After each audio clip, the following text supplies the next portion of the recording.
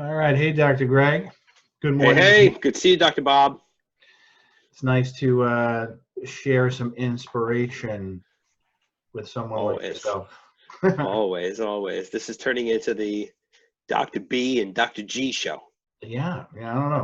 So maybe this is how great things all start, right? That's right. That's So awesome. Yep, we agreed. been having some discussions it's almost 2 weeks now since the last time we did anything together, but we have hmm been in communication about some topics. And I think that hmm this one is, dare I say, the word philosophy has to be brought up for a moment to try and hmm discuss some of the Yep. ways we're looking at what's happening in our society right now. So hmm I feel like one of the things that we're seeing is people going to websites or reading research or even watching certain news programs that feed what they already know to try and prove themselves to be right, and not necessarily Okay.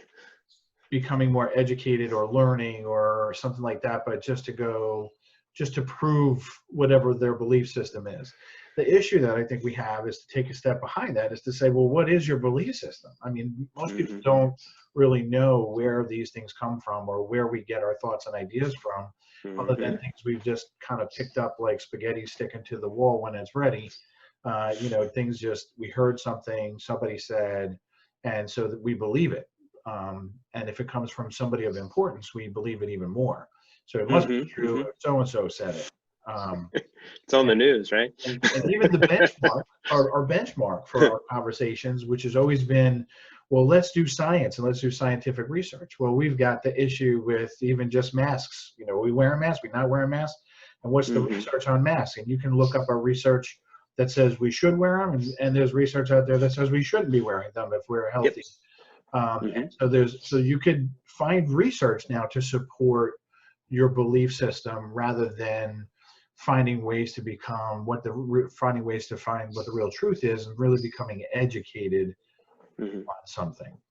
So I believe that's a big issue that we're experiencing right now. Everyone wants to be right, not necessarily intelligent, right? Right. I'm just saying, I Right. mean, I'm Yeah. as guilty Yeah. as it is of uh anybody else. I have my Right. opinions and I see myself doing it. And I find myself very opinionated against my thoughts as well, when Mhm. people are going against what I think. Um, and I have 30 years of being a doctor and studying research and learning how to read research and finding out what's good research and what's bad research, and so on Mhm. and so forth. And sadly, there's not a lot of good, standardized, well-controlled scientific research studies out there. There's a lot of much smaller things just kind of thrown together or just reviews of researches where we just pull out the research that we want from to make another opinion about something. Pseudoscience. Yeah, Headline a science. lot of that. So Right. Yeah. one of the issues, and now that I've gone through all that, and one of the hmm issues in saying that is that you brought up the topic, the way we're looking at our society as a whole, of, well, what is really the right thing to do? Is treating symptoms the right thing to do? And maybe in some circumstances, yes. Sure. And then is really creating ultimate optimal health for each individual really the right way to go? And I hmm would always, I'm going to let you speak to this, and I always use the hmm example of somebody with high blood pressure. Do we want to, if their blood pressure is super high, we don't want them to have a stroke, let's get them on some blood pressure medication to get them into normal range to prevent a catastrophe. Yet taking high blood pressure medication is never going to cure you of having high blood pressure, right? hmm But dietary changes, exercises, lowering stress levels, etc., we know hmm actually gets you off of medications hmm sometimes, not most of the time. Adjustments. But you have to be willing to do the work. So Right. speak to me about what you've been discussing with some of your clients in your classes that you're doing right now. Well, I think it's especially, it's this is always an important topic from a mindset standpoint, right? For each of us as individuals, but it does take on even greater importance right now with COVID-19 and the fact that really the highest risk groups for getting ill and severely ill are those who have underlying health conditions, right? Who are immunocompromised, coming from a weakened state to begin with, right? So, a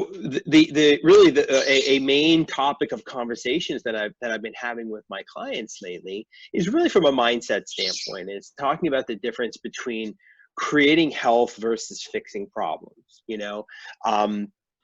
There's obviously a time and a place to fix problems. There's no doubt about that. There's a time and a place for that. But day in and day out, and we talked about this from a mindset standpoint. And the fact of the matter is, from a mindset standpoint, we'll always get more of what we focus on. The mind is like a honing device, kind of like GPS, right? We put input into GPS. It gets us to that destination in the quickest and most effective way possible. It navigates us around any obstacles, challenges, right? Construction, roadblocks, accidents, right? That's the way the mind works, is whatever you really consistently input and then think about ultimately comes about. And creating health is not the same as fixing problems. At least to your mind, it's not, And like I'll just give you an example. The way this most frequently shows up, right? I've noticed when I'm doing a consultation with a potential new client, one of the questions that I ask is, after we go through the problems and challenges and obstacles and all the stuff so what do you want? Like, what are your goals? Like, there is no magic health wand, but pretend there is, and I've got it. Go ahead and wave it. What do you want? What kind of changes, results, and outcomes in your health, your body, your life that would just make you so happy? And you know what, Dr. Bob? When I ask that question, you know what? Often I get a list, and the person will often reply to me with all of the things they don't want. Well, I don't want to have this, and I don't like this, and I don't want that, and I no longer want to struggle with this. And I get it, you know what I mean? And then often say, okay, let's pause for a second. Now, I just want to, and now I use it as a coaching moment too, like, okay, I hear what you're saying. We've got problems to fix, but I asked you what you want, and you told me all the things that you don't want. You see, to your mind, you'll always get more of what you focus on. It's just the way the human mind works. So if you focus on not wanting medication, this problem, if your mind is constantly on problems to fix and consequences to avoid, you'll always get more of what you focus on. You're going to get more problems to fix and consequences to avoid. Whereas on the flip side of that, if you make that shift into focusing on to the things that you want, what's positive, what are the healthy outcomes? And positive, healthy outcomes is not the same as a problem fixed. To your mind, it's not. And it's really, really super important. It's one of the things that, from a mindset standpoint, especially, it's even more important now. Our primary goal today and every day is to do the things that we can control to create optimal health for ourselves and our lives. And you know what, Dr. Bob, you know what the great news is? When you focus on creating so much health and vitality and energy and awesomeness and all that kind of good stuff, when you focus on creating that and tapping into that, the vast majority of health problems also go away, but it is a incredibly, incredibly important shift in mindset. And it's just the way the human mind is wired, right? We don't have to understand it. We don't have to like it. We maybe not even have to be able to fully understand it or explain it, but it is how the human mind works. And that's what you've been speaking to. And I think it's really super important, and we get, and I encourage people to get out of your heart and onto paper, because right, Bob, what we write about tends to come about, and what do you want? What's ideal? What's optimal? And I think it's important to, that you give yourself the gift of that, consciously, intentionally. I like that. Give yourself the gift. Give yourself the gift of that, No more coasting, no more getting by, getting through, struggling, suffering, problems. And if you look, hey, listen, man, look at all the and Dr. Bob, you know it. The prevailing paradigm and conversations in healthcare, the philosophy, right? You mentioned philosophy, and that's really what it all comes down to, is all problem focused. It's problem focused. Everything is problem focused. Right. And when you focus on problems, we talk about problems. You get marketing messages, even those goofy drug commercials, right? Focused on problems. No wonder, as a nation, we rank pretty low in terms of world health statistics among modernized nations. We've got a lot of health problems. We're the most medicated nation in the world. By far. By far. And we're like, we're running away with that title, you know, like nobody's even close. Right. And it's sad. It's really tragic. You know, for this nation, who we are as people, it's tragic. And it's like somebody coming to you and, you know, you see them get into a relationship and they're like, oh, wow, you know, I picked this guy again, or I picked this type of girl again. And I thought this time was going to be different. And the way our minds work, we seem to be attracted to certain things and that seem to develop into the same problems. And it's not until we change, work on ourselves and really know, like you said, what we want and believe and have the confidence that we're capable of achieving it, that we move in that direction. And there's a lot of, you know, insecurity or I'm not good enough, and a lot of people who quit a workout before they start because it's too much, it's too big. People who won't start even a program like yours on reversing diabetic issues and say, well, it's just I'm too far down this path and too many negative and wrong habits, and all of that comes from that conversation that it's too big, it's too hard, it's too much. And therefore people talk themselves out of even taking the first step towards doing the work to becoming healthy. And it's so much easier to take a pill. Yeah. And listen, it's not, you know, really ultimately coming to, like, you know, giving yourself the gift of really clearly, consciously, intentionally getting clarity on exactly what you want and why you want it, you know. But it is, you know, it is true. And I see, and it's tragic. It's you know, the vast majority of us really underestimate ourselves and what we're capable of. And actually, all right, so we're like we're on the same, it's amazing the wavelength that we are on together, because I want to share something with you. And I discussed this last night on a training that I did in terms of like the capability, right? And not being, you know, capable or worthy or all that kind of stuff that goes on in our heads, right? So I had a conversation last night, right? Did a training talking about the miracle that is you. And if you want proof that you're capable and can do these things, really the fact that you're here is all the evidence that you need. So I looked these things up because that's because I'm crazy that way, right? So a miracle is defined as an event so unlikely as to be almost impossible, right? Almost impossible, but not impossible. So the fact that we're here and we're speaking, and whoever is listening, the fact that you're listening and hearing Dr. Bob and I is really nothing short of a miracle, because the odds of you being born is 1 in 400 trillion. 400 trillion. Like, that's a big number. I don't know. I can't even wrap my head around it. I can't. So I decided to like create a little context of what those odds are. So the odds of being struck by lightning. See, I started looking up the odds of things, right? So the odds of being struck by lightning is 1 in 700,000. Right? So you're much more like, and again, I can't create the ratio or the comparison of 1 in 700,000 and 1 in 400 trillion. I'm not smart enough to do that, you know. But so it's 1 in 700,000, and then I said, you know what the odds are of you getting? The odds of you getting struck by lightning twice in your life is 1 in 900 million. So you're more likely 1 in 900 million compared to 1 in 400 trillion. So you're more likely to get struck by lightning twice than to be born. So if you want any proof that you're truly a miracle of creation and capable, you're here. You won. Like, high five, you know, like you won, man. You know, like, hey, you know, really, if you need any proof that you're worthy and capable and have all the innate intelligence, tools and resources that you need to get and stay healthy already inside of you, look no further than the fact that you're here. It's very interesting you brought that up. because I had this conversation just last night in the training, right?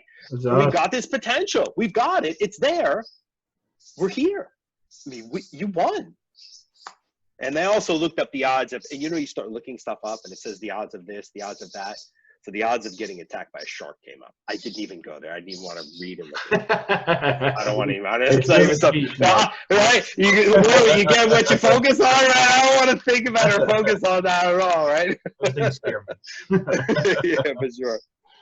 So I really, anyway, listen, yeah, you know, I really appreciate, you know, this conversation we have back and forth, because it's always inspiring. It's always stimulating to get this little banter going that we have back and forth, and not to take away the seriousness of the conversation, because yes, I get very excited when we have our conversations, but we really have a sick society. yeah, And talking about lives. It's people's lives, and to know that we've lost this concept very gradually and very slowly over time. We've changed our philosophy. We've gone from you know, a physical working workforce that, you know, we tried to eat as healthy a meal as we could when we came home for dinner at night after a long day of physical work, to this sedentary society, eating chemically manufactured food products because it's just time-wise, it's easier to microwave something and, you know, and throw it in your belly, watch TV till you fall asleep, and not have any activity or exercise in your life. You know, we can't have this conversation without saying we got to change our minds, because we need to move. And I find for myself that my mind is always in a better place when I move. So sometimes, you know, if I'm in a like a little mental rut or I'm stuck on something, I just got to go get up and walk. And, you know, I don't feel like working out today or something. Well, that's okay. I'm just going to go for a walk around the block. And every time I walk around the block turns into, well, maybe I'll just jog over to that, you know, light post over there. And, you know, then I'm going to go home and I start doing crunches and planks and lifting up my dumbbells and I end up having my workout. But I needed to move to get my mind right. So the body-mind connection is obviously there. It's very important and critical. And it's really important and critical now. We're seeing, I read an article yesterday that said calls to suicide hotlines are up 600%. 600%. Yeah. I mean, it's just amazing what's happening to the people that are locking themselves away, stuck in a home or some little apartment somewhere and haven't been out in different parts of this country. And it's sad because we have an issue, you know, and I remember being a kid where my mom said, hey, the kids next door have chicken pox. You're going to go over and play. You know, chicken pox is a virus. Chicken pox parties. So yeah, well, there was good reactions and bad reactions when you went over there and played. We all reacted differently to it. But, you know, that's how we immunized ourselves, was with more natural immunity, was to go, you know, let's spread it around, get our bodies, get our immune system to build this stuff up. And a lot of what we're doing is pushing ourselves into more sickness rather into more health. And quarantine doesn't necessarily mean you can't get out and exercise and go for a walk and get sunlight and make vitamin D. But a lot of people, because of their mindset, are doing just that. Yeah. And so hopefully, I'm hoping we're going to get a good group of people to watch this, look at this, and really it stimulates them to take that first step out the door, go for a walk, put sneakers on, and move, and stop just sitting around watching the news and, like you say, focusing on problems. Yeah. And because, you know, also input determines, like they say in the computer, we're garbage in, garbage out. Right. Think about, really be conscious of the input. What are you getting input here? Because that is going to determine, it strongly influences outlook. Input, outlook, thoughts, and then those are the primary drivers of our behaviors and our choices, you know? And just one other thing I want to mention before we wrap up is, you know, you had mentioned with regards to, you know, and I do hope that whoever's listening to this, there's going to be a feeling of motivated or inspired. You know, I mean, when you hear messages like this and you have ahas and realizations, there's that, you know, those neurotransmitters where you do feel motivated, inspired. But, you know, I think I know, you know, Bob and I really hope we, you know, hope it's deeper than that. You know, I think one of the things we want to accomplish through these, and it's really our hope that we're doing that, is to create some deeper understandings for you of what you have and what you're capable of, really the potential that you have. And it's in everybody, it's just, again, we're here, we're born, we made it, you won, so yeah, the motivation and inspiration, right? But like, really,